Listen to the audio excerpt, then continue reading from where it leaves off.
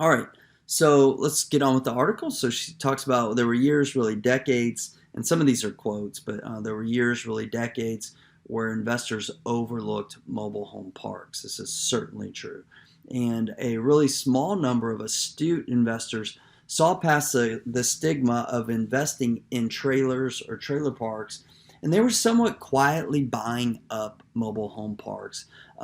This is really like they're referring to Sam Zell. If you haven't watched some of my other videos about mobile home parks, go back and watch them, and you'll hear me talk a lot about Sam Zell. So they talk about Sam Zell as being the one-time large. This is important. The one-time largest owner of office space and largest multifamily investor in the U.S.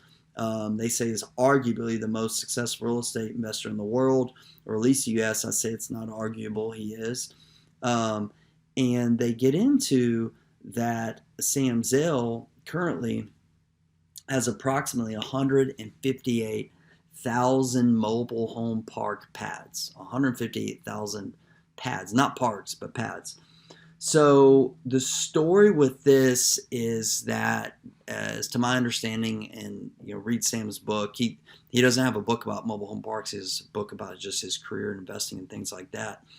But in the 1980s, his company was in the process of buying another company, like several hundred million-dollar deal, and the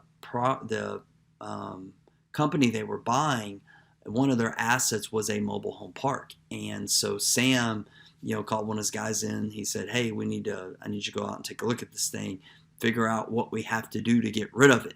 Okay, he's like, they didn't want a mobile home parks, not in the 80s, and they weren't cool and hip, kind of like they're starting to be now. It looks like. So his guy went down there, took a look, looked at the park, dug into the books, of course, came back and told Sam. He said, "Hey, you're not going to believe this." And Sam's like, "I'm not going to believe what? Is it worse than we thought?" And he said, "No, this is incredible. I've never seen a business like this before. You're not going to believe it."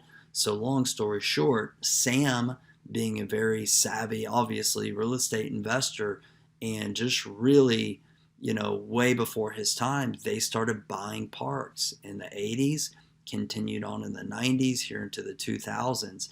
And the interesting thing, this is what I learned when I began doing my research before investing in a park, was that Sam Zell and his holdings, his companies, they've sold off a lot of their office space. They've sold off, I believe, over half of their multifamily over the years, all of those investments. But I've been told and I've read they have never sold a mobile home park.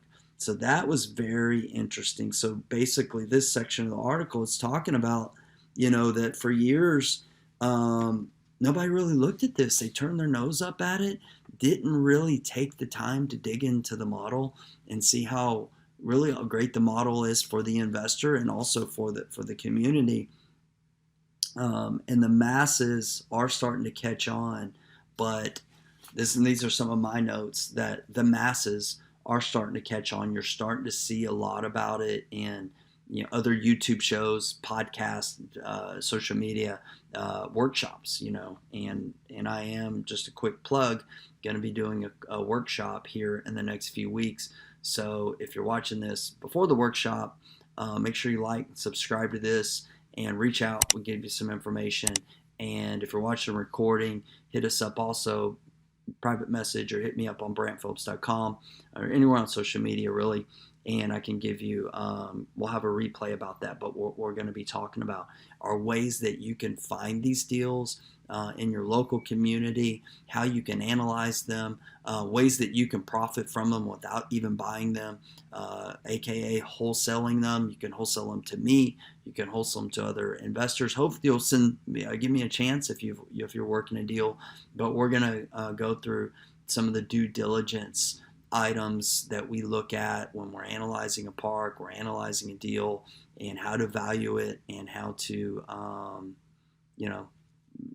consider either purchasing it or getting under contract and flipping that contract to hopefully me or somebody else. So anyway, so that's the thing, guys, is that while the masses, meaning more and more real estate investors, are saying, hey, this is a great, investment. So that means some of the demand is going to increase or has increased. But for myself, just speaking for myself, what was still exciting to me about the mobile home parks is there is a higher barrier of entry for most real estate investors, meaning a lot of real estate investors aren't going to have the capital, the financing to get these deals closed. The management side of thing may be scary to them, a little bit over their heads, doing a turnaround or doing a high capex type of deal where you've got to do a lot of capital improvements, a lot of renovations, moving homes in, may just be over their head. And there's just going to be some things, some obstacles that are going to prevent a lot of investors from doing these deals. And if that's you, or you just have no desire to do that, once again, I come back to, it doesn't mean that you can't make a lot of money wholesaling these deals, send them to investors like myself, who have that financing backing and are able to take down these deals. And we've really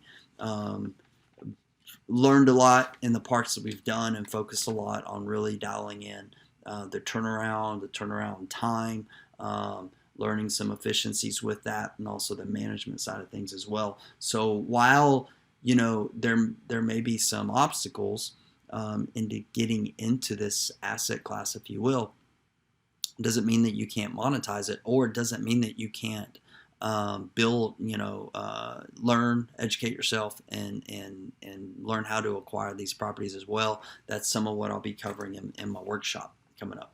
So next part of the article talks about there's only about 45,000 mobile home parks in the U.S. So that's not a lot, but it's a lot. Okay, so I made a note saying that the big guys, the Sam Zells of the world, these big companies, they're likely going to buy up a majority of the large parks in the next 5 to 10 years, right? They're not looking at parks that are 100 lots or less. They're not.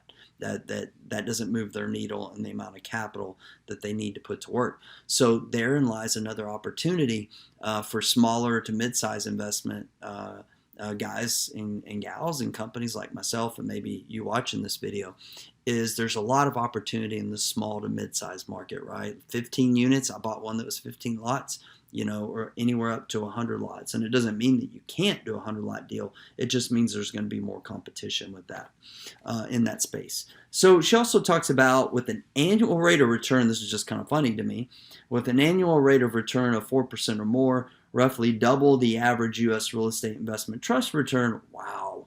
According to a report by the Private Equity Stakeholder Project, it's no wonder mobile home parks are gaining attention from big investors. So the big parks are selling at 6 caps, and so are the little parks. And I think the big ones are probably selling at 4 to 5 caps. But yeah, the smaller parks, I've been reading this, are even selling in the 6 cap range, which is really exciting me, because our returns are going to be so much greater. Meaning we're able to buy 12 to 15 caps. I even bought one at an 18 cap.